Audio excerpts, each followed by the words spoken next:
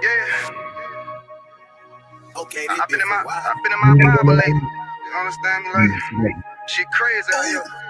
World said fuck us, so we said fuck the world. You know, the world said fuck us, so we said fuck the world. Yeah, that shit through to the end. The world said fuck us, shall be so we saved. said fuck the world. Fuck the world. The world don't love us, no. So we said fuck the world. Look, I know your kinfolk gone, but hold on. I know them lights ain't on, but hold on. Look, even if you feel you got nothing to hold on, I got a message. God said, hold on to your sanity. I know you in a position that you ain't planned to be. With our lives, we're not addicted to gambling. You feel the pressure and the thoughts in your head are scrambling. You feel the storm getting closer. You feel like giving up before you even start, then it's over. You feeling like fuck it, you going through too much to be sober. Life is passing you by as you do this over and over, over and over, over and over, over and over. Time to make a change now. Instead of that, you fall a victim to the same now. Starting to find out that this life is not a game now. Back against the wall, couldn't run as the poor man screamed to the top of his lungs. World said fuck us, so we said fuck the world. The world said fuck us, so we said fuck the world. The world said fuck us, so we said fuck the world. The world don't love us, so we said fuck the world. For real, look. Cover your eyes, don't wanna see the blood on the leaves. Bodies of eyes innocently hanging from trees, floating in screens, blood in the water, blood on the altar. Still don't believe justice is coming. Heavenly Father, did not Christ say vengeance is mine? Don't even bother. When he return, it's gonna be slaughter. Ooh, I know you don't wanna face it, but what's real love sound like hatred. And you gotta be fucking crazy if you think they gonna get away with killing all them babies, feeding them to alligators. All the women that was raped, the transatlantic slave trade made us build a nation that we can't partake in. School to prison, pipeline, mass incarceration. All the lives that's been taken, hated to love it. You only talk about forgiveness cause we never get justice. I think you really reluctant. I remember hearing a hood nigga say all the shit he would've done if he was living during slavery. Look what's going on today, and you ain't doing the damn thing but putting shame on your ancestors' name. But who's to blame? All these drugs, pills, weed, beans, lean, and cocaine. I get the feeling that we living in a big dope game. World said fuck us, so we said fuck the world. The world said fuck us, so we said fuck the world. The world said fuck us, so we said fuck the world. The world don't love us, so we said fuck the world.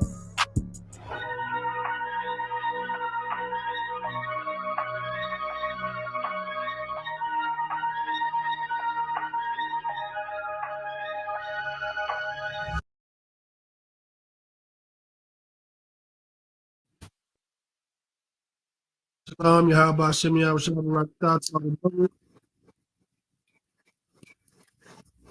Didn't even wait for me to say clap it up. You know what I'm saying? So Yahweh Shem Bashem Yah, shout out to all the sisters. I was gonna say clap it up after that, but for water, you know what I'm saying? This is the Israelite School of Universal and Practical Knowledge. Started out at 1 West 125th Street, Harlem, New York, under Commanding General Yahanna. Today is Wednesday's law class. Clap it up.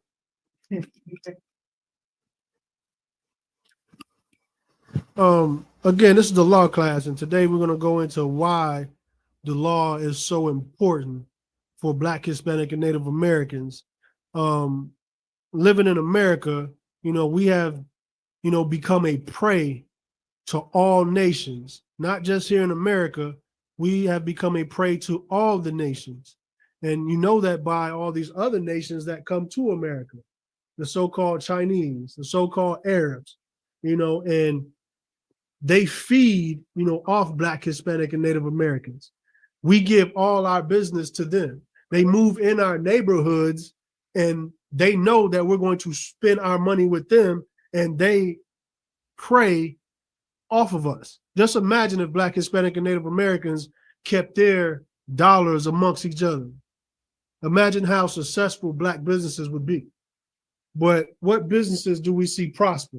We see the Arabs, corner store and their gas stations prosper. We see all the Chinese nail shops and massage parlors prosper. We see all these other nations, they prosper, and what do? They keep their money within their community. That's why you can go to these different cities and have a little Italy, a little China, Chinatown. You know what I'm saying? All these Arab communities, all these, small hat communities. Because why? Because they take our money and then they keep it amongst themselves. And they're able to prey on Black, Hispanic, and Native Americans. And why are they able to prey on Black, Hispanic, and Native Americans? There's only one reason that they're able to prey on us like that. They're not stronger than us. They're not smarter than us. The reason they're able to prey on Black, Hispanic, and Native Americans is because we chose to break the laws of the Most High God. And because we chose to break the laws of the Most High God says, well, you know what I'm going to do? I'm going to take these people that are under you, and I'm going to put them over you. And that's what we have, here today in America. And that's why we're able to, not even able to, but that's why we're under subjection to all these other nations here in America. So what are we going to do? We're going to continue to break the laws of God, because there's only one way out of the situation that we're in right now. There's only one way out. And we don't even, consider to think, well, what got us in this situation? And we don't even consider what got us in this situation, because here in America, we don't have to keep the laws of God. So if America say we don't have to keep the laws of God, well, we don't even consider that maybe it's Black, Hispanic, and Native Americans breaking the laws of the Most High God is the reason that we're in this condition that we're in. So how do we get out of this condition? There's only one way for us to get out of this condition. We don't have no military. We can't go fight our way up out of this thing. We don't have no resources. We ain't got nothing to sell you to get up out of this thing. So there's only one way to get up out of this condition that Black, Hispanic, and Native Americans are in today. And that is to keep the laws of the Most High God. And we're going to go into that today. And we're going to break this down. And we're going to get a good understanding of, even though we're taught here in America that we don't have to keep the laws, we're going to get a good understanding of why it is imperative and why it's so important that Black, Hispanic, and Native Americans do keep the laws of the Most High God. Listen, here in America, you have Black and Hispanic and Native Americans working themselves damn near unto death here in America. And we're not working ourselves to death for ourselves. We're working for another people. Look at our Hispanic brothers. They'll build you a whole city overnight. But does that city belong to them? I was out at camp the other day out there in Dallas. And I just got to looking around. And I just started thinking about how hard Black and Native Americans, Black, Hispanic, and Native Americans have worked themselves damn near unto death here in America. And then I got to looking around. I'm looking at all these building structures. I'm looking at their transportation system. I'm looking at the roads. And I'm like, damn, we don't own none of these buildings, but we built them. We don't own none of these roads, but we paved them. We don't own none of these transportation systems. Here in America, nothing belongs to the people that built America. But the reason nothing belongs to Black, Hispanic, and Native Americans is because we broke the laws of the Most High God. That's why we can, Salakia, give me, somebody give me Jeremiah 2:4. And let me know when you got it, Baba Kashaw. And we putting in all this work. You got it? Go ahead, read that for me, Baba Kashaw. Book of Jeremiah, chapter 2, verse 4. Hear ye the word of the Lord, O house of Jacob. Salakia. Jeremiah 2 and 14. Salakia. The book of Jeremiah, chapter 2, verse 14. Is Israel a servant? See, listen, our brother Jeremiah, they were going through the same thing back in his time. They were serving another nation. And we were in bondage so long, he had to ask the Most High God, read. Is he a homeborn slave? He said, is Israel a servant? Is he a homeborn slave? What Jeremiah was saying is, listen, Most High God, did you create Israel to be nothing but a slave? Did you make our nation or create our nation to do nothing but be a servant unto another nation? Read. Why is he spoiled? Why is he spoiled? Why does every other nation get to benefit off the work that we are doing? Why is it? Read. Verse 15. The young lions roared upon him and yelled. So like, start from the beginning. The young lions roared upon him and yelled, and they made his land waste. His cities are burned without inhabitant. Listen, back then, servants at nation, their cities was destroyed. The Native Americans owned this land here in America. This was their land. But what happened to this land? They became a servant, they became a homeborn slave, and then their land was taken from them by another people. And so all that work that they put in for that land, all that work that they put in, it no longer belonged to them anymore. And that was for a reason. The Most High God took that land from them. The Most High put us in bondage under a people that was supposed to be our servants. And the Most High made us serve them because of our disobedience, because of us breaking the law, statutes, and commandments. And now, here in America, they try to trick us and they tell us, oh, you don't have to keep. Listen, they don't got to keep the law. They don't have to keep the laws of the Most High God because the laws was not given to them. But what we have to understand here in America as Black, Hispanic, and Native Americans is they not like us and we not like them. You understand? They can do whatever the hell they want because the laws was not given to them. But the reason that we're here in America serving our enemies is for one reason and one reason only. Is because we didn't keep the laws, statutes, and commandments of the Most High God. That's why we're in the predicament that we're in here in America. Baba Kashaw? Like what you're saying so heavy, like the spirit that like if you in the world, they don't understand how the Lord really get down. The Lord stripped away your ability to even have a family without the law.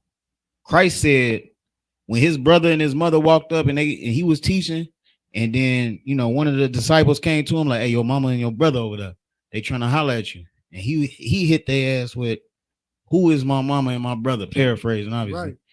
Those that do the will of my Father. The family that you got, if they don't keep the law, that's not your family. That's right. The law is the only thing that you gonna have a family with. That's it. Like your family, like you right now, you ain't got no daddy right now, and you in the hood getting raised by your mama because your family don't keep the law. Like you don't equate that. You locked up right now, going through everything you going through. Your pops done been a drug dealer your whole life. All of your family disrupted. Your uncle molested your sister. That's because your family don't keep the law. You ain't got no family without the law. Like in that's how heavy the law, that's how serious the Lord is about these laws, statutes, and commandments. Without the law, you don't got nothing. So like, Get that brother a hand. What that brother's bringing out is Black, Hispanic, and Native Americans, we become ostracized amongst ourselves because we do not keep the laws of the Most High God. Matter of fact, give me Deuteronomy 28:30, Baba Kashar. Let's expound on what that brother was saying, because that's heavy. The Lord has stripped everything from Black, Hispanic, and Native Americans. We don't even have an inheritance no more. Every nation on the face of the planet has an inheritance, has a land, has a culture. Every nation on the face of the planet has that. But Black, Hispanic, and Native Americans do not have that. And like that brother said, that just goes to show you that the Lord don't play. Even though the Lord chose you and he said he loves you, well, he's going to show you tough love. And that tough love is like, okay, you don't want to follow my law, statutes, and commandments? I showed you what it was to live with me.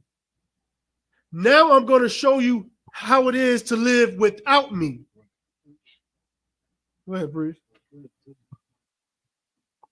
what you saying so heavy too, priest? Like the Lord, like how they got all this, like right now, nobody can't deal with a real man no more because everything is toxic masculinity. If you show any type of standing on business or aggression outside of the feminine spirit that this place put on you, you got toxic masculinity. The Lord got toxic masculinity.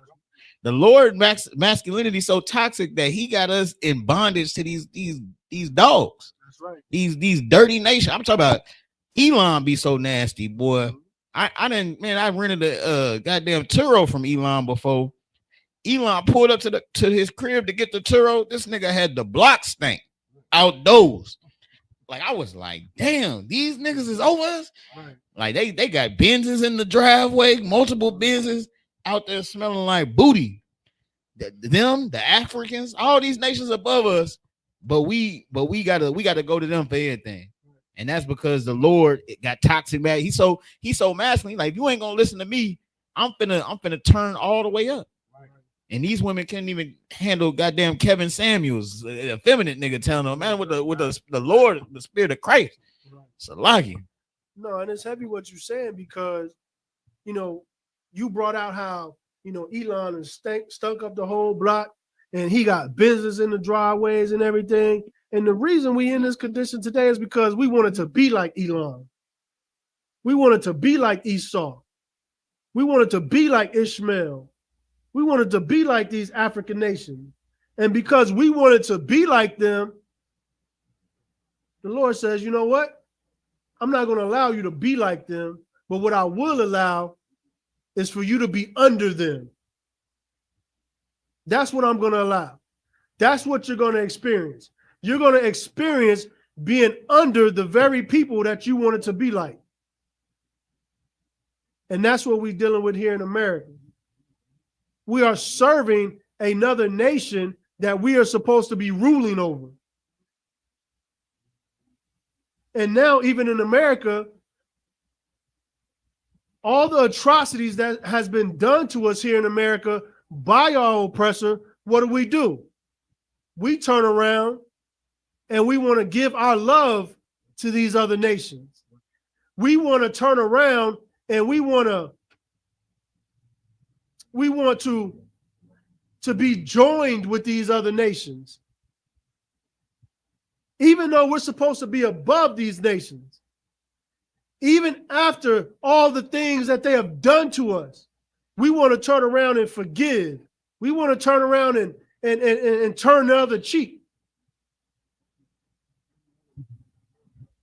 What we have to do as Black, Hispanic, and Native Americans, we have to start being separatists here in America. We have to start separating ourselves from these other nations. Because us being joined to these other nations, what do you got? You got Black, Hispanic, and Native Americans getting ready to celebrate Thanksgiving tomorrow. And if you break it down, That is a wicked thing Black, Hispanic, and Native Americans are going to participate in tomorrow. If I came in your house and I unalived your family, would I then turn around next week and have dinner with you? Essentially, that's what we're doing here in America. And Black, Hispanic, and Native Americans, that is a punishment that we are suffering from the Most High God. Because now we don't even consider that we're about to go celebrating the unaliving of our brothers, our family. But what are we going to do? Tomorrow we're going to have an amazing meal. We're going to have cornbread. We're going to have dressing. We're going to have turkey. All kind of abominable things. And we're going to feel like it's a celebration tomorrow. And we are celebrating the unaliving of our own family. And we're doing that for the decisions that we have made in the past. And that is to turn our back on our God and break his law, statutes, and commandments. Go ahead, priest. Hey, so like if I could, priest, was you saying stupid heavy? Like I'm talking, if I could just get a precept, Baba Kashai, real quick. Let me get that Amos 5:21. Baba Kashai, because like you saying so heavy, like what's so crazy about it is what you said about unaliving the family and then making them celebrate it. That's exactly what the oppressor do to our native people. That's right.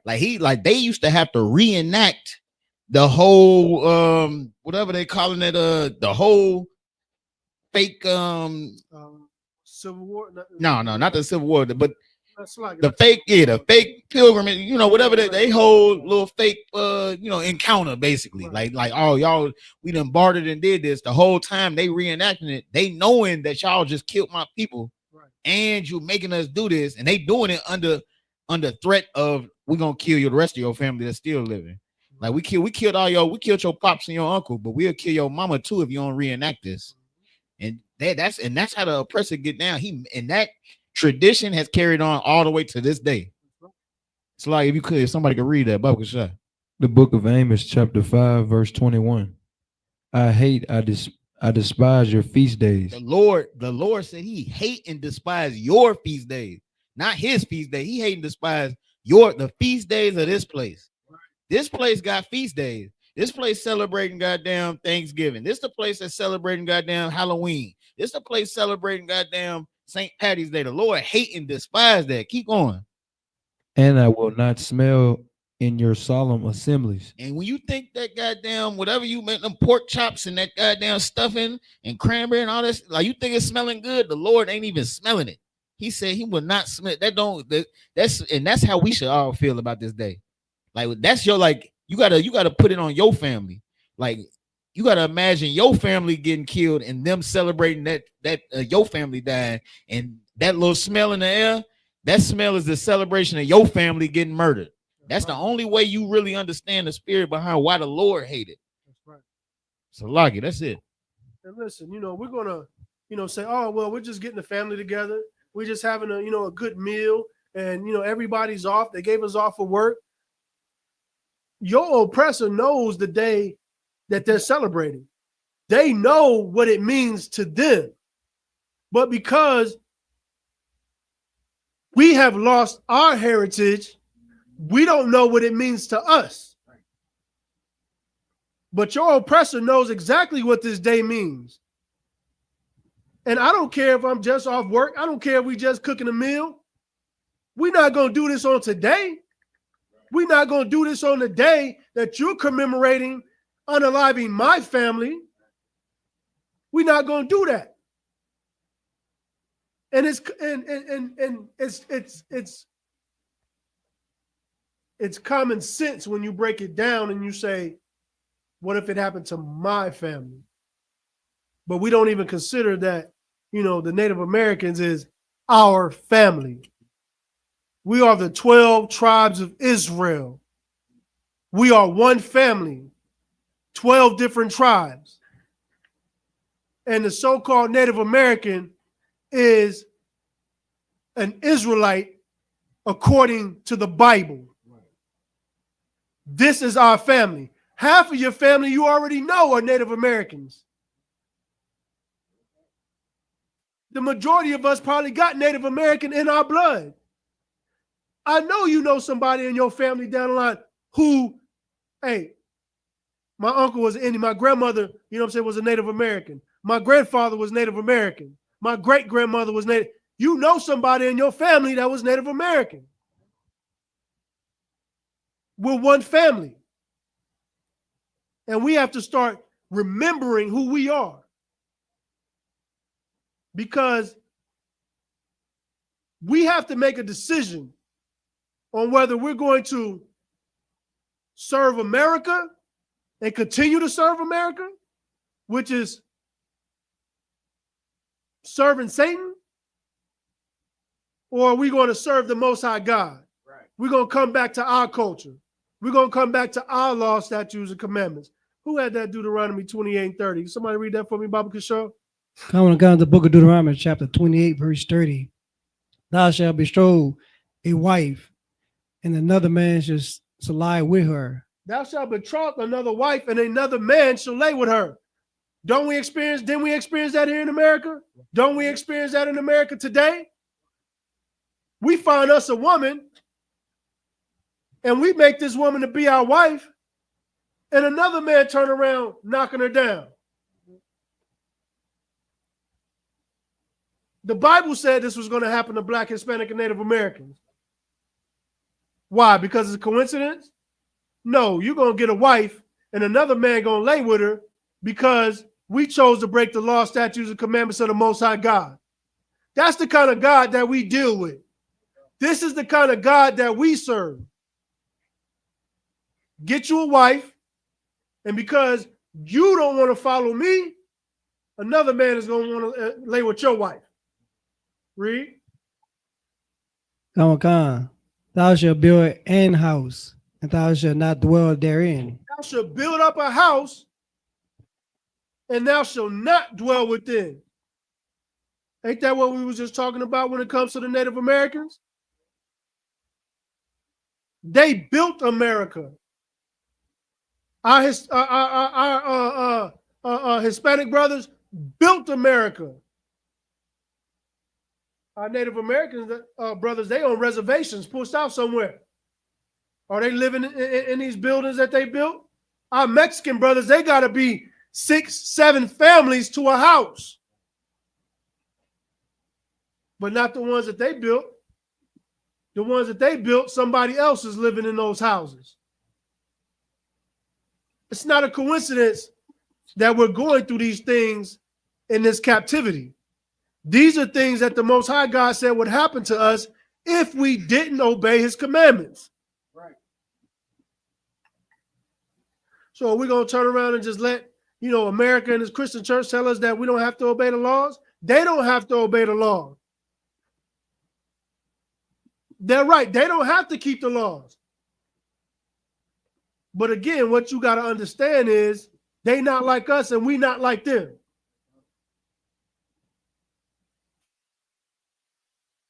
What they do is what they do. What we do and what we're required to do is in this King James 16:11 Holy Bible. That's where our instructions come from. That's where we take our instructions from. That's what we follow. Is there some more on that? Come. Thou shalt plant a vineyard and shalt not gather the grapes thereof. Listen, what the scripture is saying, the work that you put in, the labor that you put in here in America, you are not going to reap the rewards of your labor. Not here in America. This ain't the place to do it.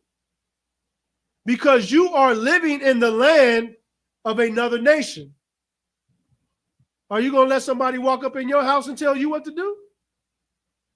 Or are you going to let somebody walk up in your house and benefit off of what you have? Now, again, it wasn't their land before. Yes, they stole it. Yes, you know what I'm saying? They took it from us. But now it's there. Go ahead, Priest. If I could, just real quick, it's so heavy. Like that boy Puffy literally planted a vineyard. That boy had them grape. The Ciroc used to have that big grape on it. I don't know if it's still. I ain't drunk Ciroc in a minute. That boy had the grape. He planted a vineyard, but he not reaping them rewards no more. Listen, and we think because we can come here in America and we can make a little bit of change. Puffy was only allowed to make what the people that were over him allowed him to make. And the only reason he was able to do that is Puffy had to do something strange for some change. You understand? And listen. Here in America, we are here to serve our enemy. That is the only reason we're here in America. But we have gotten comfortable in America. We have made America our home. And we think that we should reap all the rewards that America has to reap. We think that we should benefit off all the benefits that America has to offer. But our oppressor lets us know, listen, I don't know what you was thinking, but you got the wrong idea.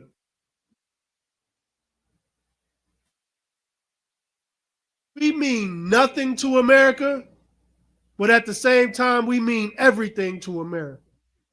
You mean everything to America when it's time for you to put that work in, when they need something from you. This presidential election, they needed your vote. Right. You was America's best friend then, right? Kamala Harris loved black people then, right? She went and got Megan Thee Stallion. Why? Because black people love Megan. So she loved Megan. Listen, Trump needed you. Trump needed you. And what did he do? Turn around and said he loved black men. That's what you get here in America. You will get used and abused here in America. They will chew you up and spit you out here in America. As long as they can benefit off you, oh, you good money to them. But when they don't need you no more, you better shut up and dribble. You better serve your purpose. You better understand what your role and your place here is in America. And you better shut up and do it. That's what your oppressor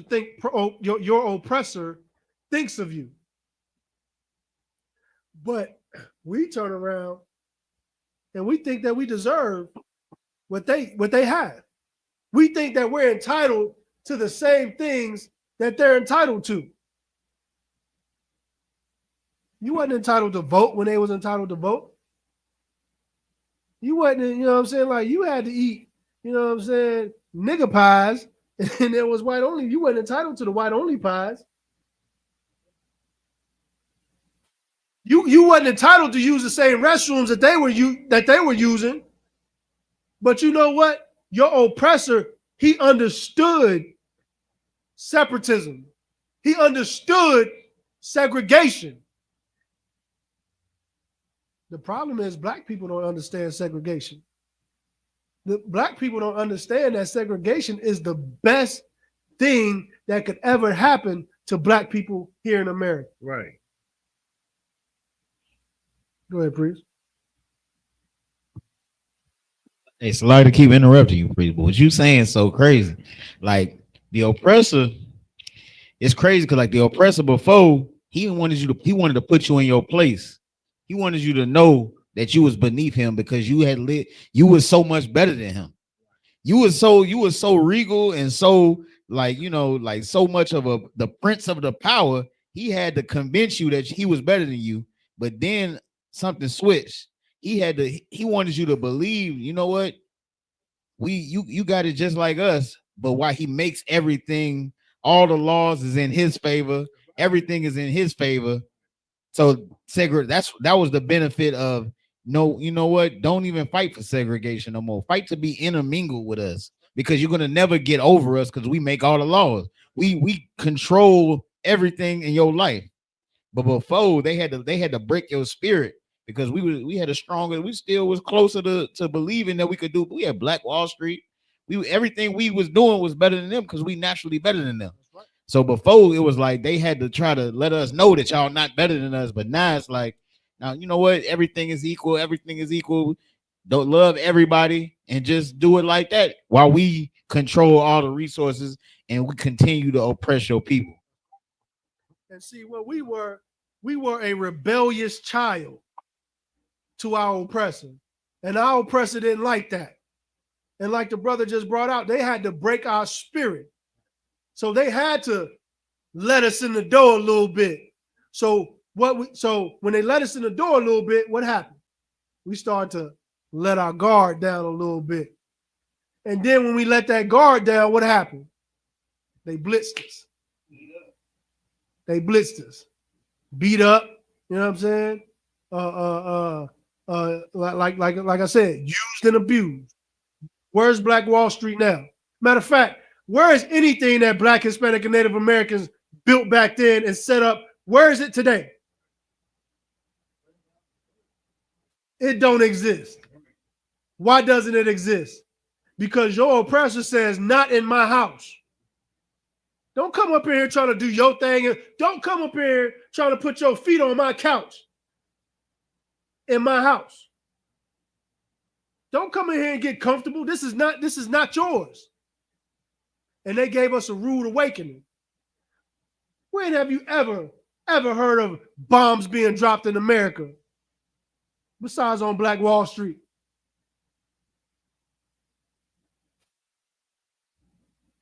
Huh? Your oppressor had to let you know, stay in your place. Stay in your place. Because this is not your house. Let me get 12 and 2, Psalms 12 and 2, Baba Kashaw. And like we just brought out, when they came to that election, they were your best friends then because they needed the black vote. They went in your neighborhoods. And, and it vexes my spirit every time it's an election time. Because what does that front runner do? Or what is that person that's trying to be president? What do?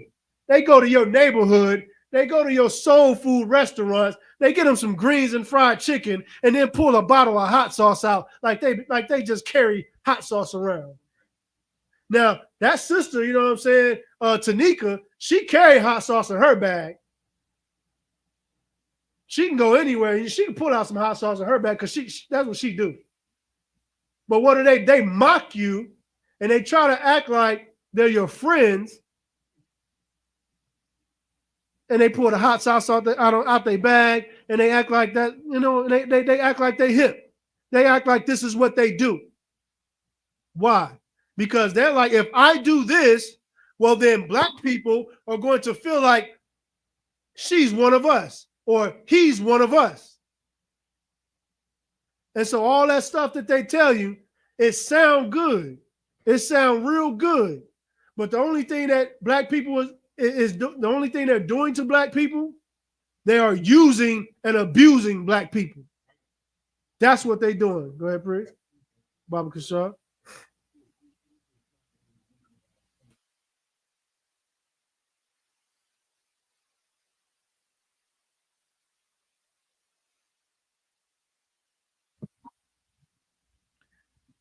This is the book of Proverbs, chapter 1, verse 22. How long, you simple ones, will ye love simplicity? And the scorner...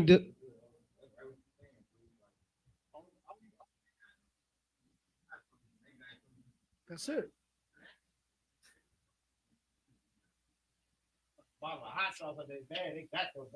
Right. No, what the brother is saying is absolutely right.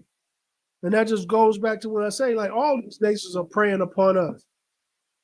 They think you're that simple to where if I call Megan Thee Stallion and have her twerk on stage, that black people are going to vote for me. If I pull a bottle of hot sauce out of my bag and put it on my chicken, black people are going to vote for me. Let me call up Cardi B. black people gonna vote for me. And what the brother brought out was absolutely right.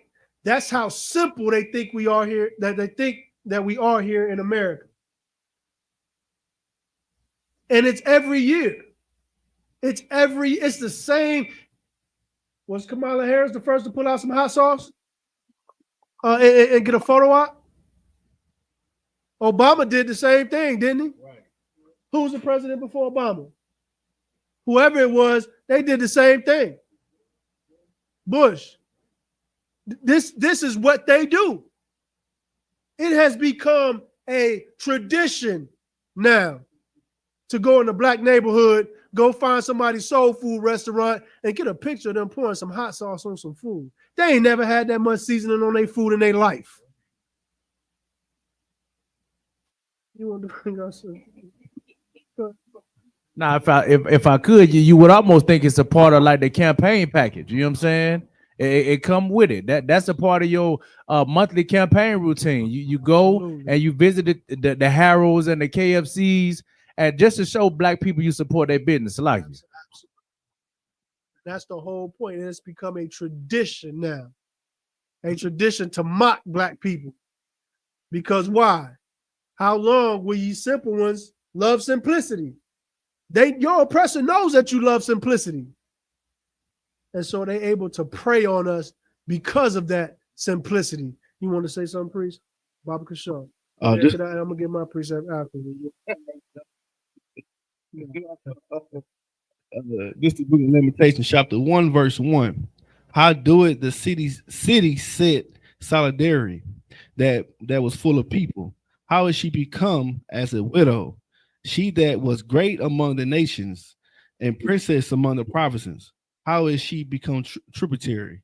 It's so heavy what I was saying, you know what I'm saying? How we fall so low in the low state that everybody could be like us, can use us up. And we was so great among every nation in the world. Like Priest saying right here. It's like that's just so heavy because like only thing that the Most High God required of Black, Hispanic, and Native Americans is to love each other, be righteous to one another, be fair to one another, be kind to one another, have compassion for one another.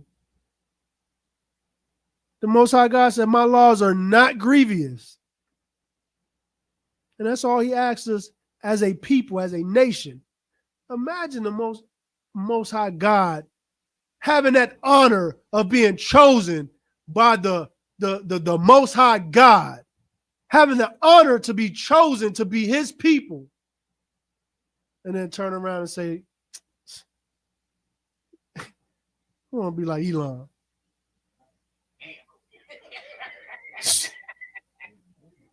I want to be like Elon. I want to be like Ishmael. I want to be like Esau. I want to be like Ammon.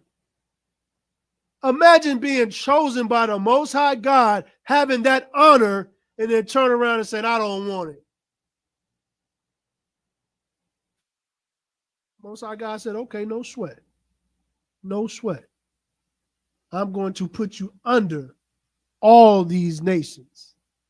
All of these nations that you want to be like, I'm going to put you under them, and I'm going to make you serve them.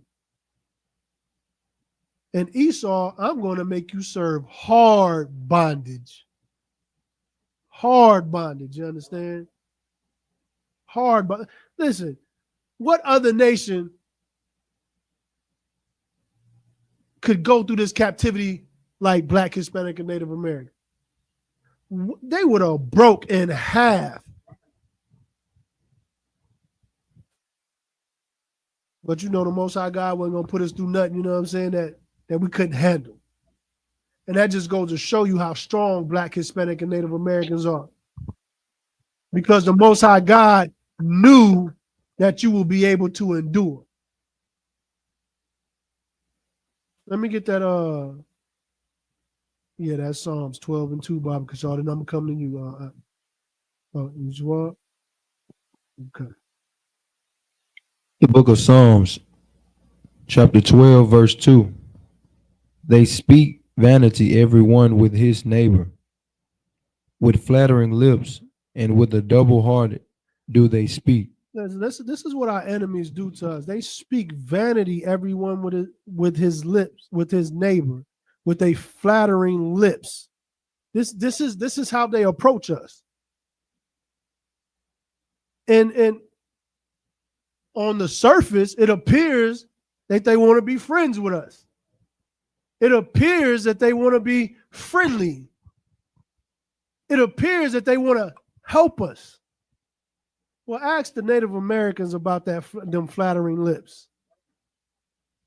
Ask the Native Americans about that double heart. Where did they get them? How many treaties did that oppressor break with them? I don't even know how many it was, but I'm gonna tell you how many. All of them. I don't know how many they say. I don't know how many they signed, but they broke all of them. Why? Because they spoke with that flattering lips, but what they had a double heart. Like the brother said, they had war in their heart. This oppressor, nobody ever said he was dumb. This oppressor's not dumb. He's the most subtle beast in the field. You understand? And by us choosing to turn the back on our Most High God, we let our guards down and we were able to be subdued by this enemy. You understand? Go ahead, I'm gonna come. Baba Kishar. Talked to a Native American brother a month ago. He said some reservations get certain things, like some get money, some get other stuff. But he said his reservation get a turkey on Thanksgiving. You know what I'm saying? And like you said, that he's so the damn devil is so damn subtle. You know what I'm saying? He handed him his goddamn what he trade him for. You know what I'm saying? What he got him in bondage, how he came and took over his land, he can give him a turkey. Now he on reservations. You look at that turkey, you gonna hate it. And that brother, and they probably served that brother that turkey like, hey, we're coming, what I'm saying, we're bringing you all some food, we're bringing you all turkeys. Like they were doing a good deed. That's why it's so important for us to separate. There's nothing wrong with separatism. There's nothing wrong with separatism at all. Nothing wrong with it at all. But our oppressor is teaching us that we should be one. What happened in the Bible when everybody tried to be one in the Bible? What happened when everybody, the Tower of Babel? What happened when every nation tried to come together and be one? What happened? The Lord destroyed it.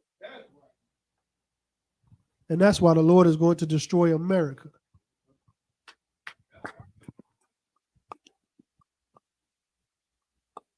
It was never meant for all nations to be together.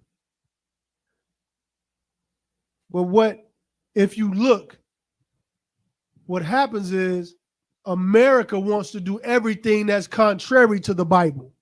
Because what does the scripture say? They want to be like the Most High God. That's the arrogance of this oppressor. They think that they are a power that they can be equal or greater than the Most High God. Not really understanding or comprehending everything that they have, they only have because of the Most High God. It is nothing that they possess that the Most High God did not allow them to have. Let me get Ezekiel 34:8. Go ahead, Dewar. So like if I could, I was just gonna say what's so heavy, like what you're saying is like blacks, Hispanics, and Native Indians or native people, we got a certain compassion to us. That's the only reason they was able to even come in the first place. They would have never even came in and got where they at if we wasn't that loving of a people. But the Lord showing us like that love is reserved for each other. Don't give that love to them, because this what they gonna do. They gonna finesse you. You gonna get finessed if you think you can love them. But if you love each other, y'all can rule the whole goddamn universe. It's a lot. And what that brother's saying is absolutely correct. Because this is the thing, right? I'm gonna come back to that. What that brother was saying was absolutely right. Like we were chosen to rule the whole world. We were the ones chosen to have all the technology. We were the one, you know what I'm saying, chosen to have all the, you know, the secrets of the world. We were the ones that were chosen to keep all the records of the world. We were the ones, you know, chosen to set up how this world operates. What was to be righteous and what was to be unright. We were the ones set with that task. We were chosen for that. That was part of our inheritance.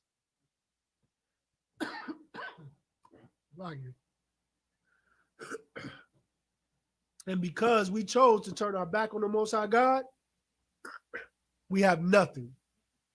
We were given everything, but now we have nothing. Could you imagine that? Well, I mean, black people can imagine that because, you know, we'll be up one day. We'll be up, boy. We'll be up. The water. Who's a brother? The water. Brother have 100 grand one day. Next day, boy, be talking about I need to shake back. You know what I'm saying?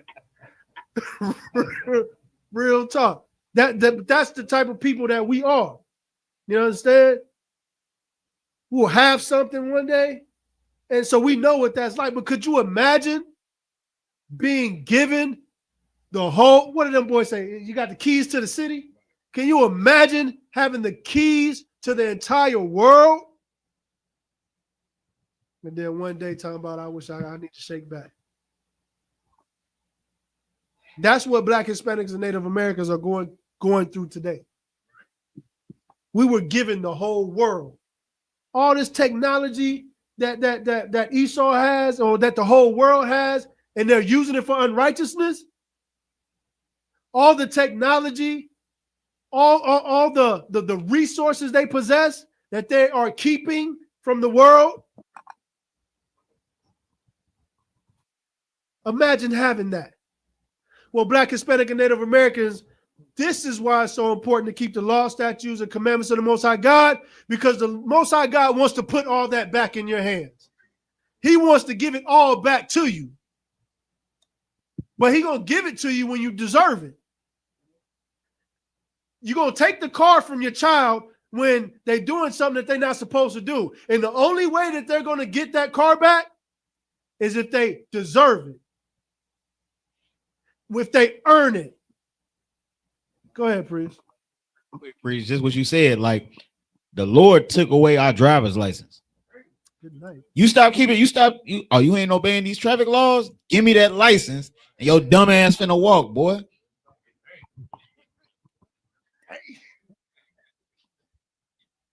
We walking. That's what we doing. We out here walking right now. Go ahead, Bruce. No, so like we trying to ride with a suspended license. But if I may, it's so heavy what you just said, because like the reason why we had the keys to the world and now we in a position where we're trying to get it back is because we was trying to desire a position with our oppressor. You look at all the stories in the Bible from Adam and Eve to you know what I mean, Moses, to the Exodus, to Noah, to you know what I mean, you look at every single, like the precept that Abon just brought out in Lamentations, you know what I mean, the precept he brought up, the reason why we fallen so low is because we wanted to seat with our oppressor. We wanted to do what they was doing. We wanted to serve their gods and make gods with our hands. You know what I mean? Like, if only we could, and that's the same reason why we celebrate Thanksgiving. If only we could just not want a seat with our oppressor and just choose the rulership, because they stole the rulership and then now they want to give us a seat with them. We could be ruling over them. Salakia. And that's what your oppressor knows. Your oppressor knows that you're supposed to be over him. Why do you think, you know what I'm saying, he puts, pork in gummy bears? Real talk. Why you think he put, pork in, listen, man, I used to love Rice Krispie treats. I can't even enjoy a goddamn Rice Krispie treat. I can't even enjoy a Rice Krispie. Why? Because your oppressor knows if he keeps you sinning against the Most High God, he's always going to be in the driver's seat. And we're going to continue to be walking or trying to drive on a suspended license. When we're supposed to own the damn transportation system, you understand? We're supposed to be setting the rules for the transportation system. We're supposed to create the transportation system. And that's why it's important to come back to these laws, statutes, and commandments. Because as long as we're going to continue to be simple, as long as we're going to continue to let them come in our hoods and put hot sauce on the chicken, you know what I'm saying, in boat form, as long as we're going to, continue to, try to integrate with them,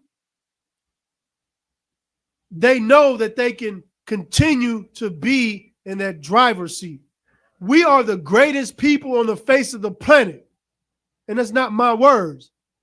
Those are words come out of the Holy Bible.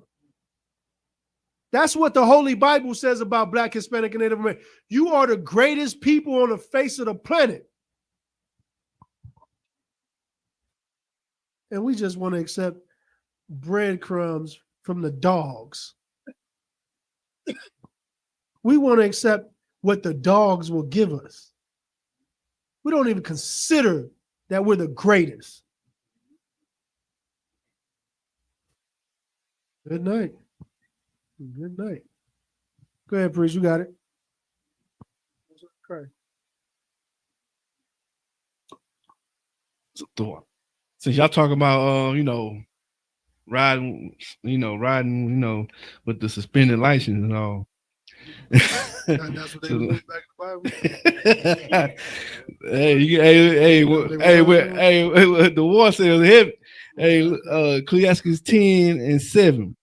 I seen servants upon horses, and princes walking as servants upon the earth. Just like y'all saying that our life is suspended. Now we walking everywhere. You know what I'm saying? Why the goddamn enemy is driving the Benz? You know what I'm saying? Living it up in this society. Like you were saying all day. We should be up top. We should be at the bottom walking. You know what I'm saying? We should have, everything the Lord said we should have. So that's your Benz. That's your Rolls Royce. And that's your Bentley truck. Cyber trucks. But you're on a bus watching all that drive by. Why? Because we want to be like everybody else instead of be great like we are. Because we want to celebrate Thanksgiving. We're going to turn around and celebrate a damn holiday, Christmas, and they talking about Jesus' birthday. See, the thing is, as Black, Hispanic, and Native Americans, we've been dumbed down so much. We're not finna go do no homework. We're not finna go do no research about what these days are. I don't care about what these days are. I get to be with my family. Oh, I'm getting presents under the tree. I don't want to hear nothing about not to celebrate these holidays. I don't want to hear none of this. That's how simple we become. Somebody say, oh, well, this is, you celebrating another God. I don't care what God I'm serving. I'm getting some presents, right?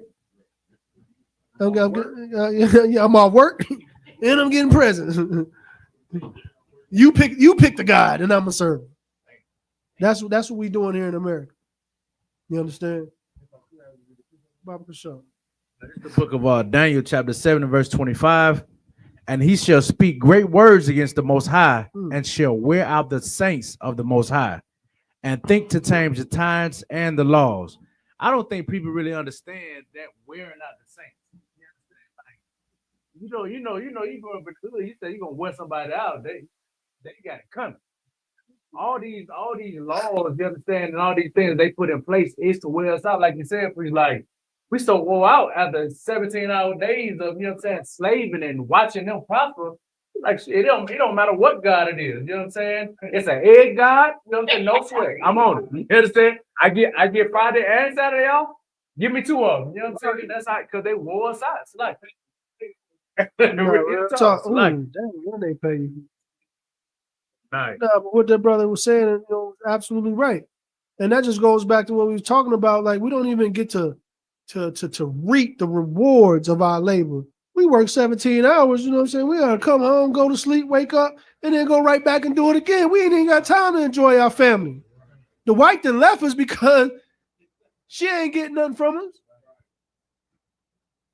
And you was like, oh, well, she getting paid. Well, she gonna get paid regardless because she gonna get alimony from your dumb ass and child support, you know what I'm saying? Because we got to put that work in here in America. And that's what your oppressor knows. This was all designed. All of this is set up for you, you know what I'm saying, to work yourself damn near half to death. We in here working ourselves half to death, and we experiencing heart disease, dementia, back pain. And like I brought out earlier, you know what I'm saying, damn near early death because all the work and all the labor that we got to put in here in America just to survive. It's like if I could, priest, like just to make sure that like viewers and everybody online understand, like just like the we understand this because we in the ISUPK under CommandingGeneralYahanna. But even if you in the world, they got books like the New Jim Crow. It's books that is detailing this slavery out that we still undergoing as a people in America. Like, you don't have to understand the Bible to understand that we still captives here in America. Like, you in slavery right now. If you going, like, you working downtown, you a bad bitch working downtown and you making about 100 grand, but you still a goddamn slave in America, and you don't understand it because you don't understand the basic principles of how the white man is the devil. So like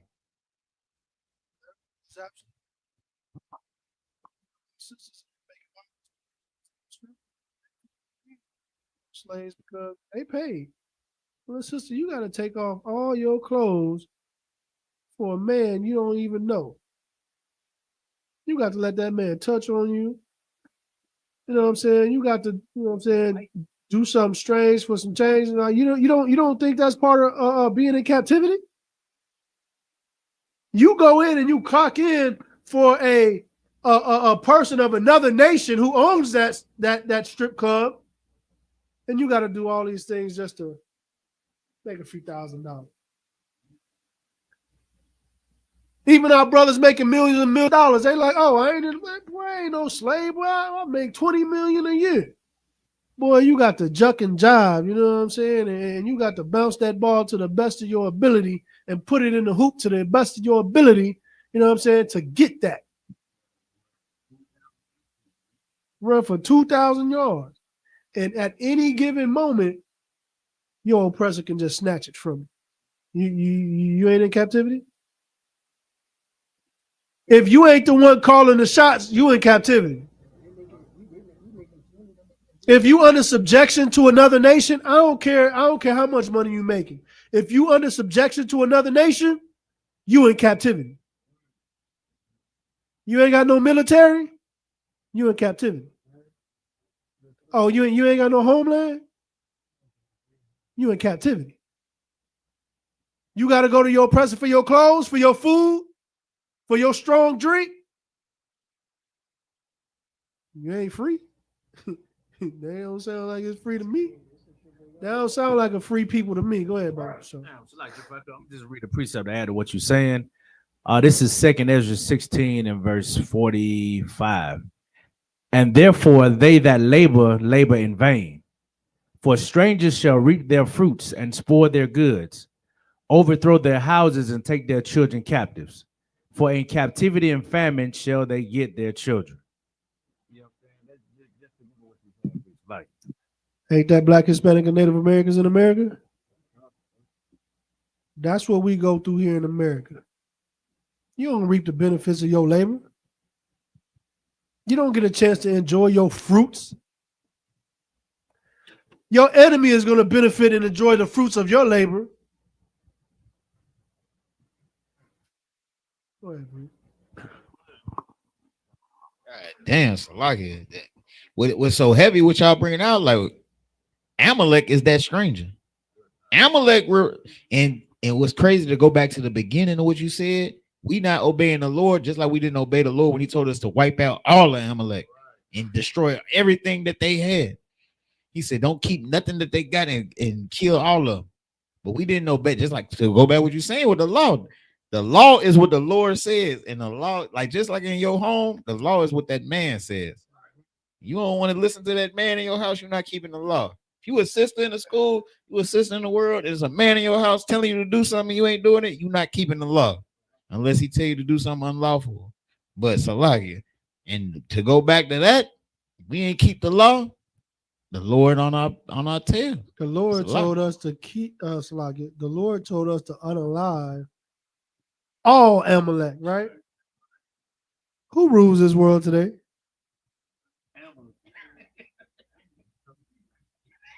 The man that the Lord told you to unalive and wipe out. This is the God that we serve. Oh, you don't want to do what I told you to do and wipe them out? No sweat. I'm going to put him over you. Matter of fact, I'm going to put him, I'm saying, to run the world. That's why it's so important that we adhere to the law, statutes, and commandments. That's why it's so important that we don't go to the left. We don't go to the right. We follow to a T what the Most High God laid down for Black, Hispanic, and Native American. Because you will wake up one day and you will be serving hard bondage for 500 years serving your enemy if you don't listen to the Most High God. I think it's happened before. I think it's happened before. But this is the God that we serve. Let me get does somebody have Ezekiel 34:8 for me? And let me get that first, and then I'm gonna jump to that. Oh, Bob Kashar, the water. Come on, the book of Ezekiel, chapter 34, verse 8. As I live, say the Lord God, surely because my flock became a prey, and my flock became meat to every beast of the field, because there was no sheep, no shepherd, neither did my shepherds search for my flock. But the shepherds fed themselves and fed not my flock. Listen, man, we have become our flock, the Israelites, the 12 tribes of Israel. We have surely became a prey and have became meat to every beast in the field. Listen, you see how weak, you know what I'm saying, Ishmael is? You see how weak that boy is? But that boy looks strong, but because he come in the middle of the ghetto, boy, and set up shop, and ain't nobody touch him. And then that boy start talking like you, dressing like you, sleeping with your women. And that boy weak as hell. But we have become a prey to every beast. We have become meat to every beast. And these beasts represent nations. Chinese person come in your hood in the middle of how comfortable do you feel in the middle of the ghetto? Boy, your head on a swivel. You got your hand on the 30. You know what I'm saying? You watching. You know, you turn into an owl, boy. Your head about 360 degrees. Because you got to watch what's going on. Moab come in your hood with a Chinese shop, man. Right up the street. Comfortable. You know what's crazy? You don't never see them coming in and coming out. But they always there. You don't never see them coming in and out, but they always there. That's crazy. But Black, Hispanic, and Native Americans, this is what it's become here in America. This has become our reality here in America. That any nation that wants to come in and take advantage of us can come in and take advantage of us. And we can't do nothing about it. You know what we do? We love that Arab at the corner store. We love Moab at the Chinese spot. We love Ling Ling, you know what I'm saying, at the nail shop, at the massage parlor. We welcome them into our neighborhoods and we make them one of us. And they go home and talk about you. They go home and brag how they done made so much money off of you. That's what they do here in America. You want to say something? If I could, they don't even go home. They talk about you while they doing your feet, rubbing on your feet.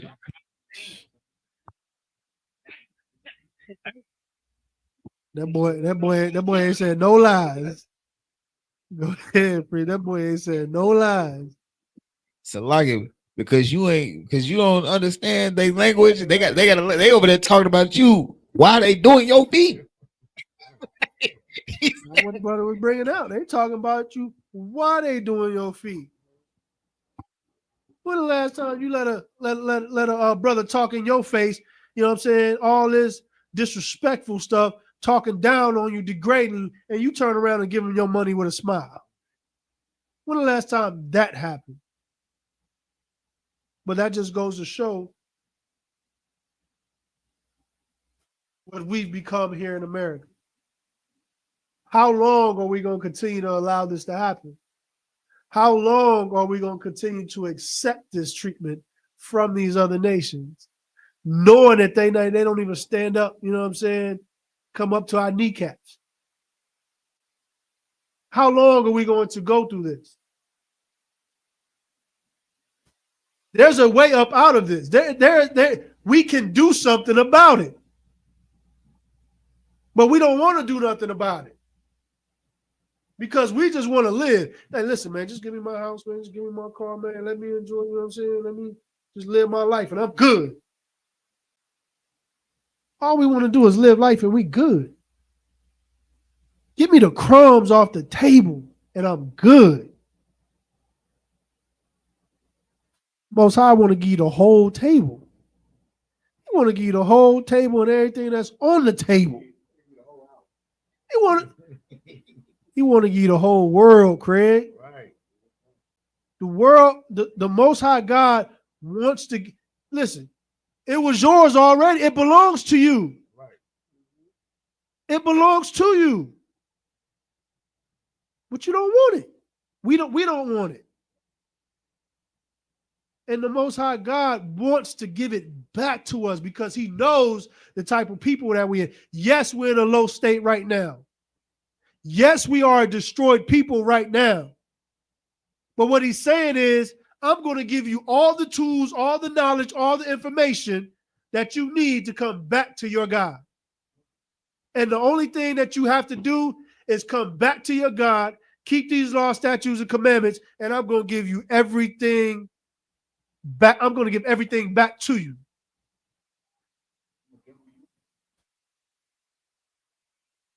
Listen, I'm going to infinity you up because he's going to give you everything. You're going to decide how these other nations move. You're going to decide what they do and what they don't do. You're going to decide what technology they have access to, what technology they don't have access to. You're going to decide what resources they have access to, what resources they don't have access to. Go ahead, Bree. You saying so heavy, Lord willing, in the kingdom, goddamn China gonna have Coleco vision. If I got anything to say about it, them niggas ain't gonna have shit. Like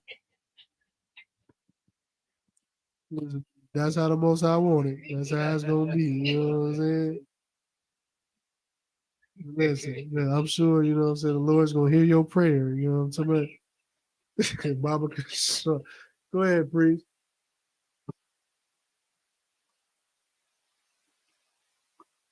What y'all saying is heavy because it's like what y'all saying is heavy because you know we as a people we think America love us, so we do everything in our might to love America. You know what I'm saying? We'll work as slaves.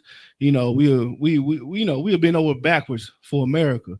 But the whole thing about America, America never loved us. Like you said the whole night, America never loved us, man.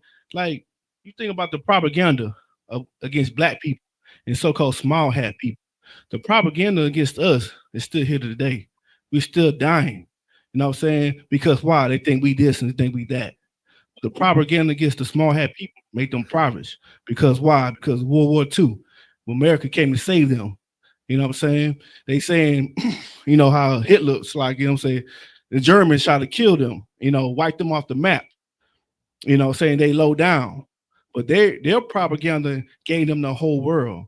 You know what I'm saying? That's why it's so important for us to come back as a people, you know, understand who our God is, and that we only for ourselves, man.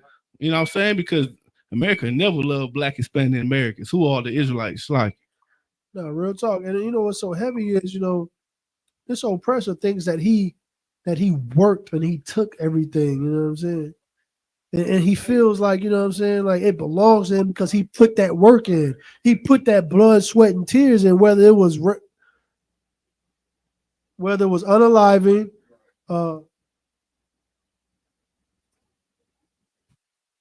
whether it was SA, you know what I'm saying? He feels like he deserved it because he had the fortitude to take it. It was given to him by default. And that's why, you know, it says, you know, his pride, you know what I'm saying, has reached the heavens. Because this is what he thinks that he deserved, because he thinks he's, you know, the big bad wolf. But that's why, you know, he's going to get his rude awakening. You know, that's why, and it's just so heavy because he's so full of pride and because of the things that he's done, it's not even like he's going to be, it's not even like, so how we punish and we serve captivity. He's not even going to get that. The Most High said he's going to wipe him off the face of the planet. right. Going to wipe him off the face of the planet. There is going to be no more of him. That's what I'm going to start calling. I'm going to start calling them dinosaurs. That's what I'm going to call them, dinosaurs, because that's what they're going to be. It's like they're going to be dinosaurs. You hear about them, you see movies about them, you see depictions of them, but you never see one in your life. And that's what it's going to be like in the kingdom of heaven, because your children is never going to see one in their life. They're going to see them in a museum. Right. And wonder, like, what the heck is this? It's going to be what a phenomenon. That's what it's going to be. But again, we can get up out this position that we're in. Where do we start? How do we get up out of this position that we're in today? How do we, all this great stuff that we're talking about, how we're going to rule the world, the Lord's going to put everything back in our hands, we're going to have, you know, dominion over everything again, and we're going to rule the world. How do we get back to that? How do we get back to that? Go ahead, Pooh. Don't celebrate Thanksgiving. Good night. Don't celebrate.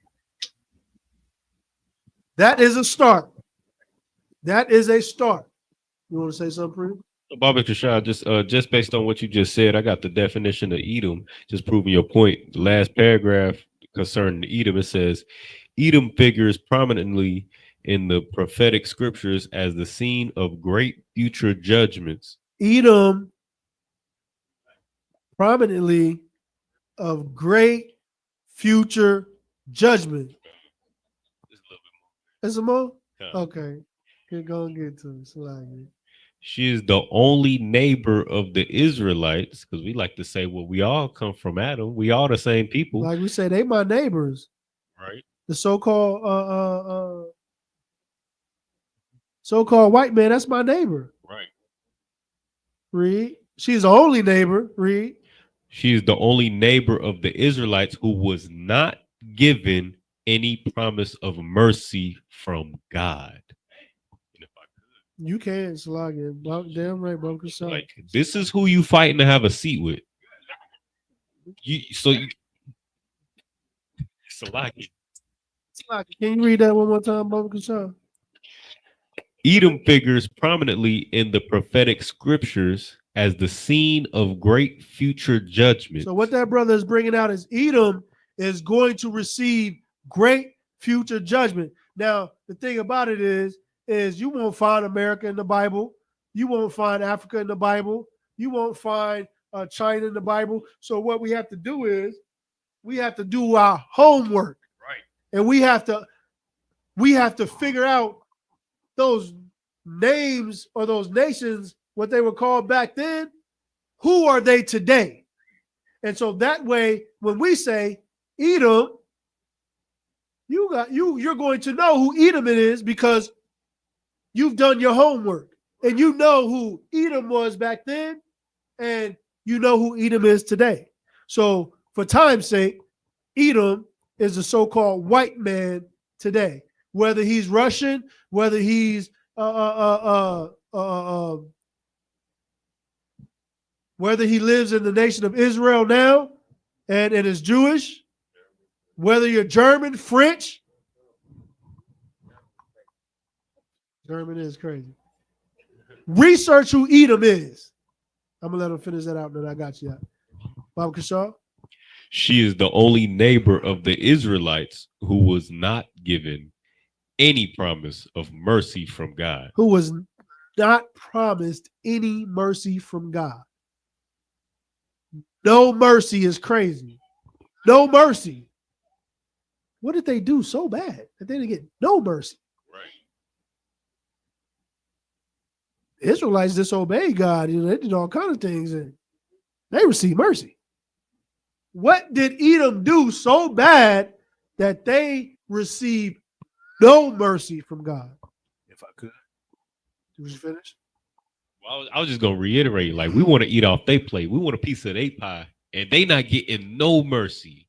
Salakia, that is just crazy right there. You're fighting for no mercy. Right. Here in America, you want to be so great. You want to be so great that your reward is no mercy. Right. Oh, if I could, I just wanted to read the book of Obadiah.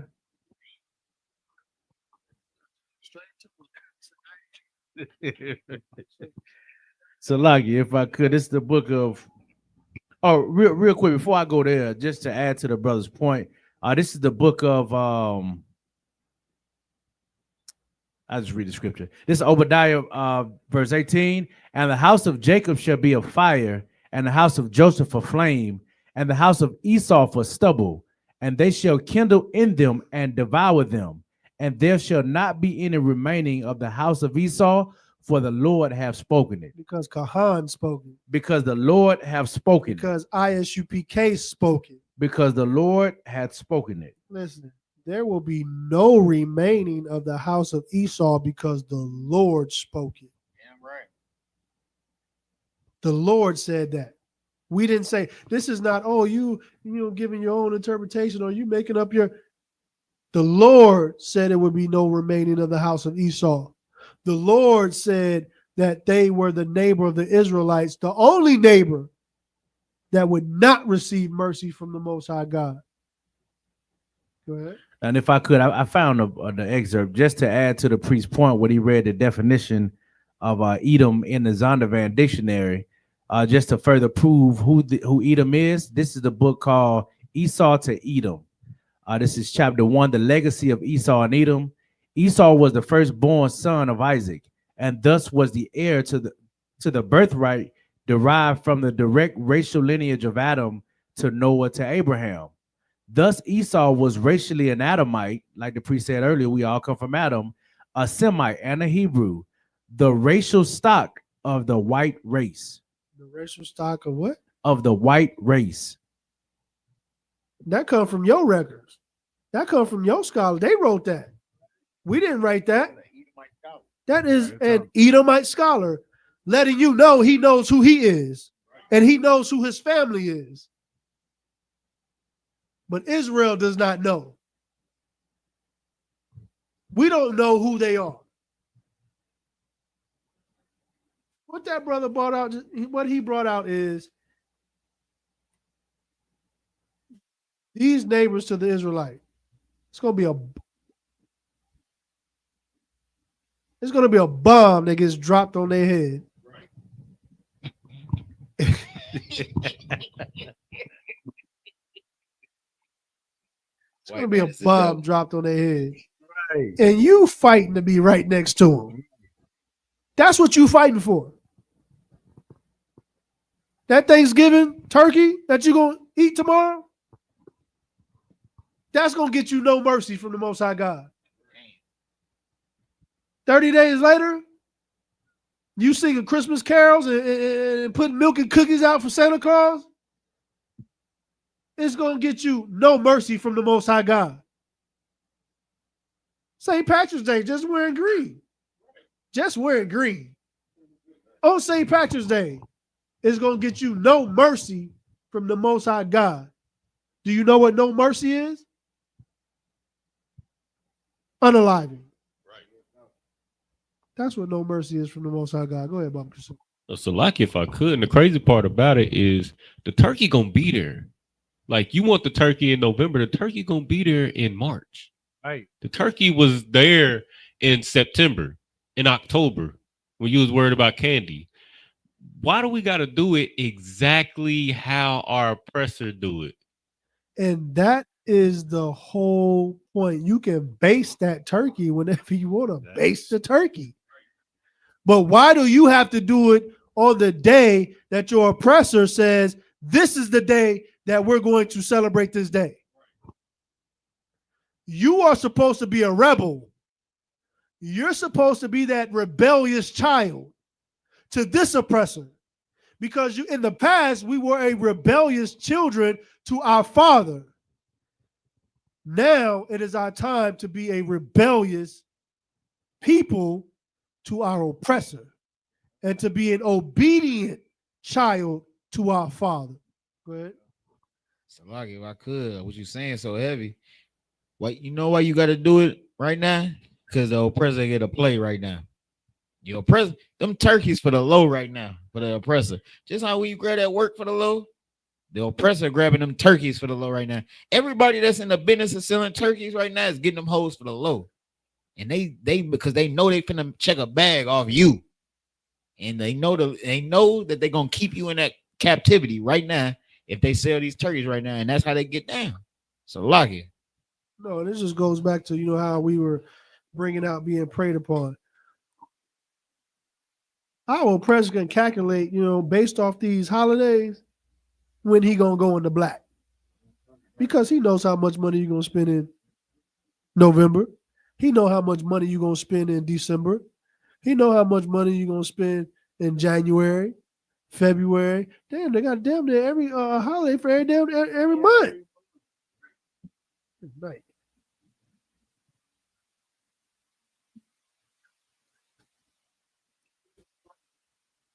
Listen, Black, Hispanic, and Native Americans, you are not American. Let America celebrate its holidays. Let them celebrate its holidays. You are an Israelite according to the Bible. You have your holy days. Your holy days last 7 days, sometimes 14 days. But you got to celebrate this one day. And this one day is going to be a detriment to you. This one day is going to put you at odds with the Most High God. You understand? But again, we can come up out of this condition. Let me get Ezekiel 33:19. It is something that we can do to create a changing of the guards. It is something that we can do to reverse the situation that we're in right now. What do we have to do as Black, Hispanic, and Native Americans so we can come up out of this captivity, so we can get that inheritance that the Most High gave us, so we can get the promise, so we can get the giving of the law, so we can get all these things that were promised us. What can we do as Black, Hispanic, and Native Americans? Let me get Ezekiel 33 and 19, Bob Kashaw. The book of Ezekiel, chapter 33, verse 19.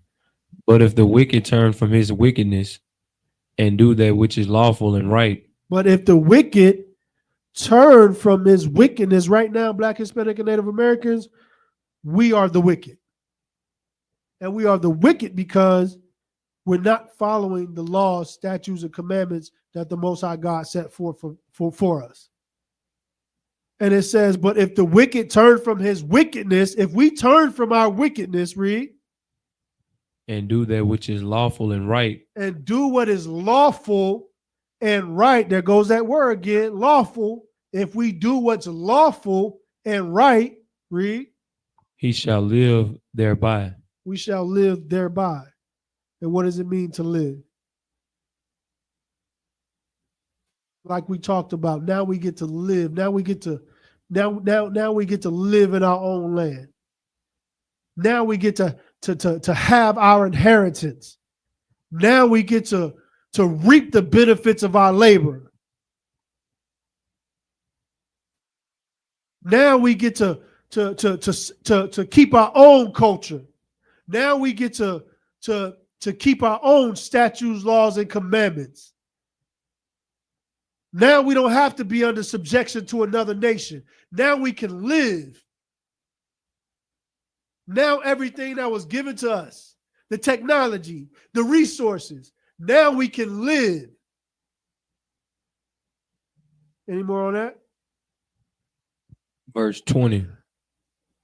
Yet ye say the way the Lord is not equal of ye house of Israel. I will judge you every one after his ways.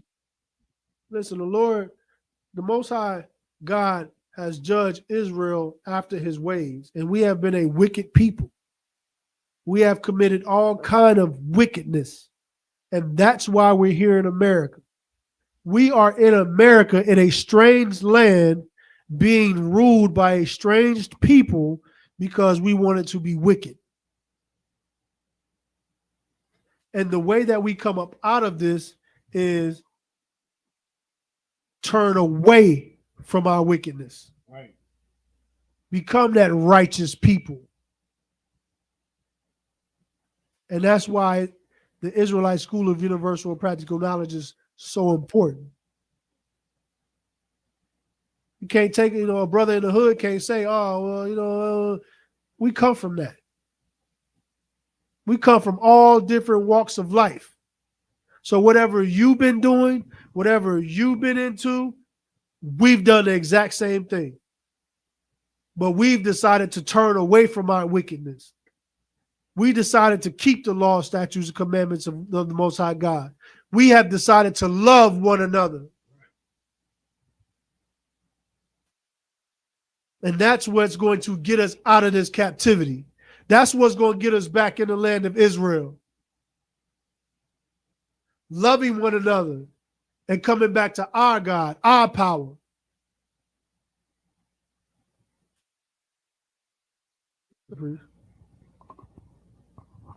Salaki, what you saying so heavy because it's simple, but it's not easy. The Lord said you gotta love your brother that smoked your brother. Like you've been in this captivity so long, fighting your own brother. He done killed your partner. You done been fighting. You living on 63rd, fighting against goddamn 65th, right? 64. You got to forgive that brother. Go ahead. And y'all mamas and sisters. And y'all mamas brothers. Your mamas and sisters and your brothers, right? Like that's like the Lord said it. Like, well, you got to forgive them. It's simple, but it's not easy. It's real simple, but it's not easy because that's the person that you done been fighting against your whole goddamn life. Your whole life, you done been fighting against them. They the ops, but not knowing the whole time the oppressor, the one that got y'all fighting against each other, and the Lord want to give both of y'all the kingdom of heaven. Salagi. And that's crazy what that priest said. The Lord want to give both of y'all the kingdom of heaven. And this enemy that you want to love, this enemy that you want to be like, this enemy that you are trying to emulate, who you're trying to, to pattern yourself after, he's the one that has you fighting against your brother. He is the very root cause. He is the common denominator. He is the problem. But we don't even consider that. Why? Because he's giving us crumbs. He's going to pay me for rapping about unaliving my brother. And because I got to be about what I'm talking about in my raps, I'm going to go unalive my brother. Because I know my oppressor's going to pay me for it. How long will us simple ones love simplicity? Our oppressor was unaliving us left and right. Now he got us unaliving ourselves, and he pushed the button and it's on autopilot. He ain't got to do all the work. He ain't got to do the work. He set up the system. He gave you the tools. And now we take care of it for him. Unaliving my brother because he stay on another street. He stay on another block. I grew up with him. We used to play, you know what I'm saying, in the same sandbox. We used to play in the same bathtub. But now, because I'm over here, I got to go unalive him because my oppressor said I got to go unalive him. Because my oppressor told me 63rd, you know what I'm saying, and 79th don't get along. My oppressor told me that. So now we at war. And because you done took something from me, and I done took someone from you, now we into it forever. Right. And that's what we got to get. That is hell. But that's what we have to get through as Black, Hispanic, and Native Americans. I have to find somewhere in my heart where I can say, so I forgive you for unaliving my daddy. I forgive you for unaliving my brother, my cousin, my sister. I forgive you. That's what we have to navigate through here in our captivity. Well, we have to do it. Because if we can navigate through that, there will be no more hell. If we can forgive each other for causing and being in hell, there will be no more hell. But we got to get through it. And that's where the work comes in. You understand? That's where we gotta overcome. That's what we gotta overcome. Go ahead, Priest. Good last thing, Priest. Like you can't navigate through that if you high all the time. If you out here off Molly, if you out here popping perks, you're not gonna be able to navigate through that because you're gonna be emotional like a woman, and you was raised by a woman, so you already got woman tendency. So you high and so like, but you not in your sound mind, and you're not gonna be able to navigate through that, and that's how the oppressor wants you. So like, right, that brother, you know what I'm saying? He brought that out perfect. If you can't think straight, you can't act straight. And your oppressor knows that as well. So what does he do? He fills your neighborhood with drugs because your oppressor don't want you seeing clearly. He don't want you to be able to love one another. And so to stop you from loving one another, stop you from showing compassion to one another, what does he do? Get you up on them drugs because now that you up on them drugs, well, now you feeling like Superman and you don't want to hear nothing. Only thing you want to do is you want to get these weapons that they done left on the train in the middle of the neighborhood, right? You want to grab those weapons and then you want to go play like you Rambo.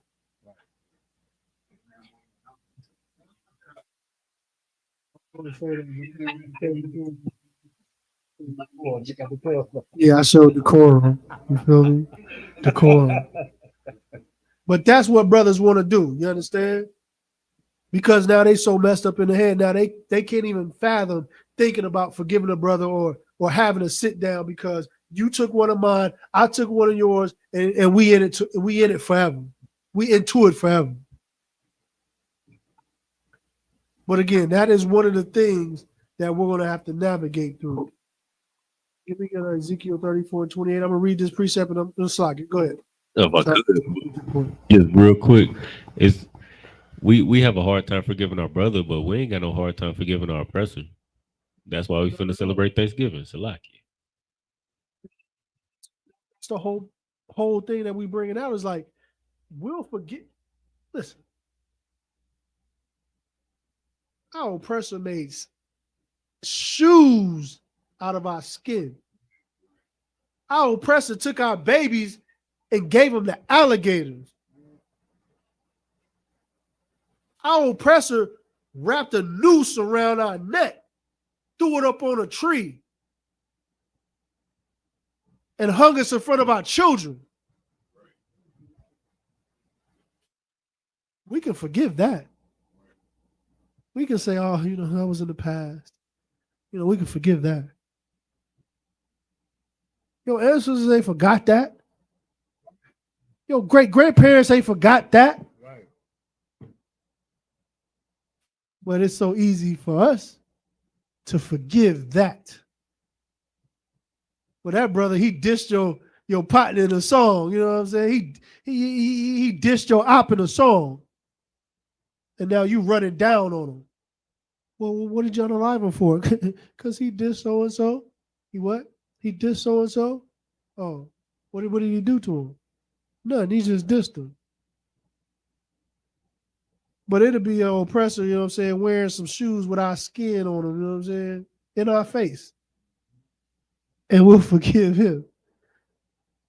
Because we see him in power. We see him as something that can be, someone. We see him as someone that can save us. Right. And so because we see him as someone that can save us, we're going to let that slide. Let your brother slide. That brother that stepped on your shoe, let that brother slide. That brother that said something about you when he was angry or when he was, not in his right mind, let that brother slide. Somebody give me Ezekiel 34:28, Baba Krishan. The book of Ezekiel, chapter 34, verse 28. Because if you let your brother slide, read. And they shall not no more be a prey to the heathen. Will be no more prey to the heathen if you can let your brother slide. If you can forgive your brother. If you can show that compassion. If you can be kind to one another. From the top. And they shall no more be a prey to the heathen. If you follow these laws, statutes, and commandments of the Most High God, if you learn how to practice separatism, if you have the courage to separate from this oppression, then you will be no more prey to the heathen. Read. Neither shall the beast of the land devour them. Moab won't be able to eat off you no more. Ammon won't be able to eat off you no more. Amalek can't eat off you no more. Ishmael can't eat off you no more. Elam can't eat off you no more. If you just love one another and keep the law, statutes, and commandments of the Most High God. Read. But they shall dwell safely, and none shall make them afraid. Man, you're going to be able to dwell safely in peace, and you ain't going to be afraid. You're not going to worry about your son walking out the door and wondering if he going to make it home because he got, shot down by the oppressor. You're not going to worry about your little girl walking out the house and if she going to make it back because she ended up in Tijuana because she's been taken and now she has to sell herself or she's being sold as a commodity. All we got to do is love one another and keep the law, statutes, and commandments of the Most. All you got to do is quit celebrating Thanksgiving. All you got to do is not celebrate Christmas. All you got to do is put the weed down. All you got to do is get rid of that swine, that pork. Beef bacon better anyway. It's a lot. Baba Kershaw. This is the book of First Ezra, chapter 8 and verse 76. For ever since the time of our fathers, we have been and are in great sin, even unto this day. Verse 77. And for our sins and our fathers, we with our brethren and our kings and our priests were given up to the kings of the earth, to the sword and to captivity, and for a prey with shame even unto this day. Listen, man. You had great men. You had kings. You had princes. You had everything that this world possesses. You had. But it was given up. We gave it up because we chose to disobey the Most High God. Did you want to say this? Right. No, I just want to bring that up as far as just us being a prey, because we went away from and we shied away from the laws of our God. You know what I'm saying? And us and all our fathers and all our great and astounding men are in slavery and captivity, and we hate each other and we unalive each other because why? We forsaken the laws of our God and our power. So like we became food to other nations. That's our great kings, princes, and what we possessed and who we were as a people, a great people. We became food to these other nations because we wanted to be like these other nations. Right. Go ahead, Pre. That's why the Lord called them beasts. Like, we not beasts. A beast don't know how to control themselves. Like the Lord gave us the Lord gave Adam the breath of life because we civilized. Like, we understand don't eat a horse. Eat a lamb. Don't eat a pig. Don't eat a pig. Eat a cow. But these other nations, they gonna be on TikTok eating a goddamn octopus that's alive on their face, and you following them. So like, now what that brother is bringing out heavy, you know what I'm saying? Like he said, the Lord called them beasts for a reason. He calls them beasts for a reason. Beasts don't think, with knowledge. They don't think practical. They don't have, discernment. They do off instinct what comes natural to them. And that's why these other beasts, they prey on us like that, because when they see food, they know what to do with it. If you're not obeying the Most High God, you are food to this world. I don't know about you, but like when I was coming up, it was one thing, like I didn't want to be food. You understand? I didn't want to be food, and so I did what I had to do to stand up for myself. But now my whole nation has become food for every other nation on the face of the planet. And we got to stand up for ourselves.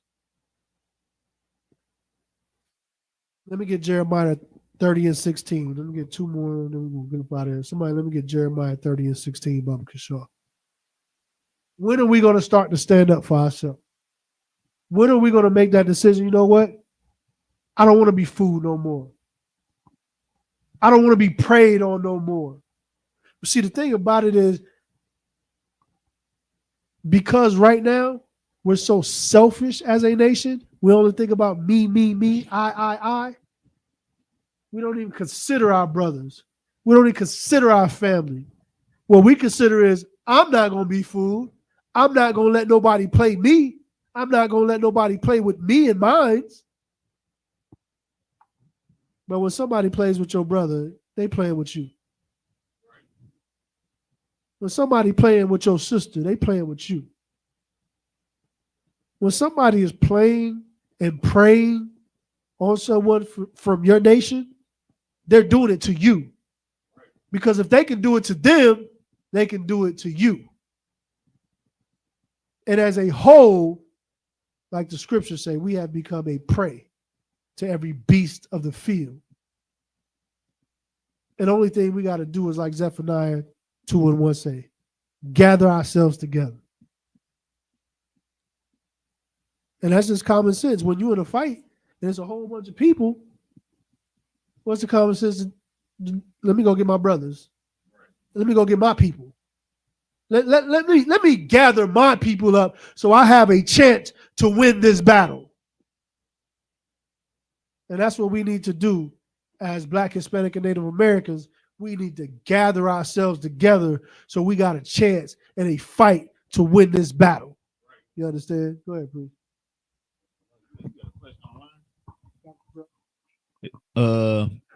Young man Jermaine is asking, can you break down Matthew 5:13? Oh yeah. It's the book of Matthew, chapter 5, verse 13. Ye are the salt of the earth, but if the salt have lost its savor, wherewith shall it be salted? It is thenceforth good for nothing, but to be cast out and to be trodden under foot of men.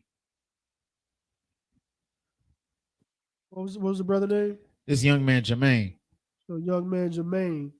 So verse 13, it says, ye are the salt of the earth.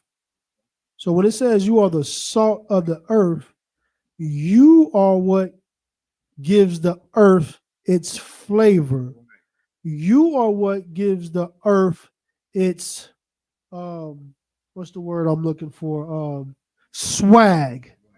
All these other nations, they want to rap like you. They want to play basketball like you. They want to dress like you. They want to be like you. They just don't want your condition. But that's what it means. It says you are the salt of the earth. You give the earth its flavor. But if the salt have lost its savor, but now if you have lost that, and how do we lose that? We lose it from becoming a prey to all the other nations. Now we have lost now these other nations treat us like we are nothing. Now we don't like we brought out earlier. We're no longer kings. We're no longer princes. We no longer have our own land. As a people, we have been destroyed, so we have lost our savor. Wherewith shall it be salted? Because we lost our savor, how are we now giving the earth its flavor? How are we this special people that the Bible describes us to be? Go ahead. You know, the salt done lost its flavor when Diddy out here, when all them hooks you done made and all them lines you done made don't matter no more, and you trotting under the foot of the oppressor, and nothing you do matters no more, and you out here hiding because you ain't got no value to the earth no more. When you were a great people and you are no longer a great people, you have lost your flavor. And it says it is thenceforth good for nothing. Well, now because of the condition that we're in as Black, Hispanic, and Native Americans, because we were on the top and now we're on the bottom, like that precept we brought out earlier when the brother says, I seen princes walking and I've seen servants on horses. Because now the princes are walking and the people that were supposed to serve us, now they are on the horses and now we are good for nothing. But to be cast out and to be trodden underfoot of men. Now they have casted us out, and now we are serving other nations. We are under the feet of other men because we are under subjection to these other nations. And we getting our dumb ass stepped on, Salaki. And so that is because we were on high, the Lord, the Most High God put us on high, and he put us in a position to rule the world and to judge the world. That salt had its flavor. because we were the ones in rulership. We were the great ones that everybody looked up to and looked upon. But now, nobody cares about us. We're in the ghettos. We out here unaliving one another. We out here. We have become the beast because we are following after the ways of our oppressor. And so now, because we're on the bottom, we're the salt that has lost its flavor. So Salakia, Lord willing, I answered your question. You understand?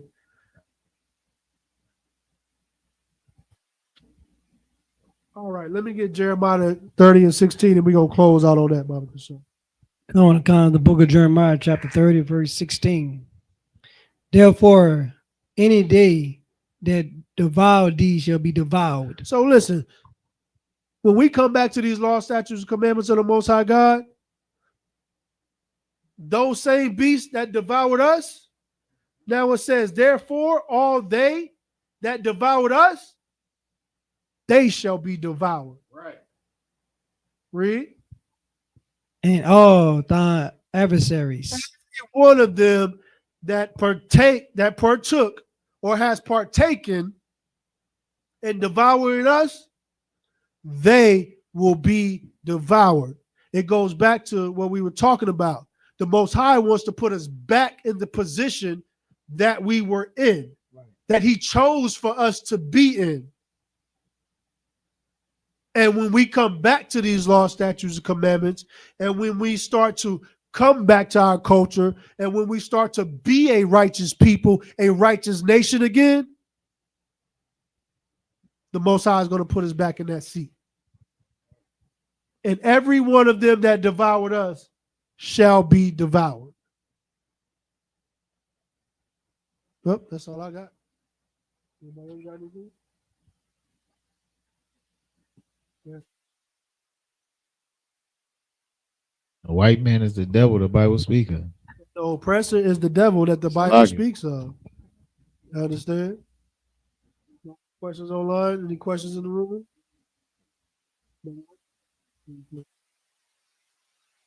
All right. Well, if no more questions, what we're going to do, we're going to do a courtesy salute for the brothers. With that, I'm going to say, Amaji.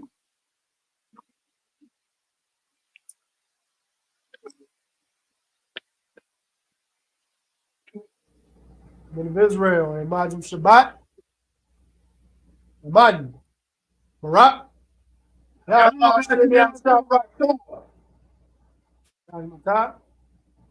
Turn to face the sister. Of Israel. Amaji Shabbat. Amaji. Barak. Yadi Fatah.